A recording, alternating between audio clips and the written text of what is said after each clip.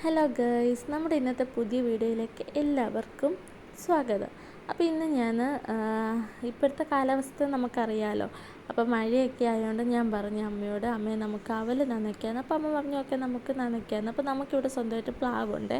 അപ്പോൾ അതിൽ ചക്ക പഴുത്തിട്ടുണ്ടായിരുന്നു. അപ്പോൾ അമ്മ പിന്നെ ചക്ക പൊളിച്ചുകൊണ്ടിരിക്കുമായിരുന്നു, ചക്കപ്പഴു എടുത്തുകൊണ്ടിരിക്കുമായിരുന്നു കേട്ടോ മഴയത്ത്.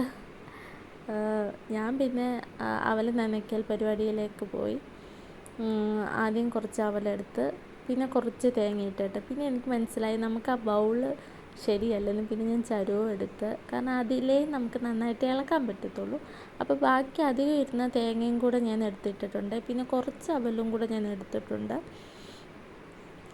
എന്നിട്ട് ശർക്കര എടുത്തിടുന്നുണ്ട് കേട്ടോ. ശർക്കര കുറച്ചേ ഉള്ളായിരുന്നു, അപ്പോൾ ഉള്ളത് മൊത്തം ഞാൻ എടുത്തിട്ടു.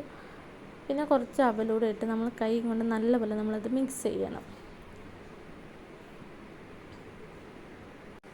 എന്നിട്ട് നമ്മൾ അതിലേക്ക് കുറച്ച് വെള്ളം ഒഴിക്കണം കേട്ടോ. ചിലർ വെള്ളം ഒഴിക്കും, ചിലർ പാലൊഴിക്കും. ഞാനിവിടെ വെള്ളമാണ് എടുത്തത്.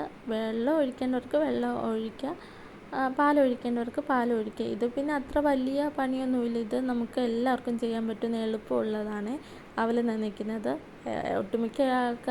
ഒട്ടുമിക്കല്ല എല്ലാവർക്കും ഇത് ഉണ്ടാക്കാൻ അറിയാവുന്നതാണ്. പിന്നെ ഞാൻ കുറച്ച് പഞ്ചസാരയും കൂടെ ആഡ് ചെയ്ത്, പഞ്ചസാരയുടെ ആവശ്യമില്ല.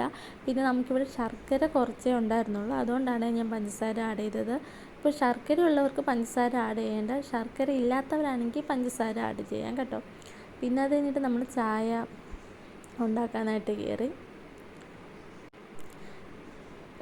ഈ മഴയത്ത് കഴിക്കാൻ വേണ്ടിയിട്ടാട്ടോ ഞാൻ ഇത് ഉണ്ടാക്കിയത്. പക്ഷേ കഴിക്കാൻ ടൈമായപ്പോൾ മഴയൊന്നും ഇല്ലായിരുന്നു, മഴ തോർന്ന് നിൽക്കുമായിരുന്നു.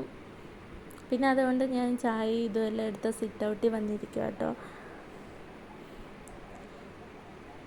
സംഭവം നല്ലതായിരുന്നു കേട്ടോ.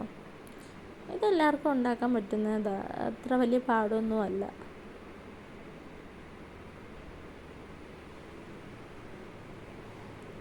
നല്ല ചൂട് ചായ ഇത്, ആഹാ.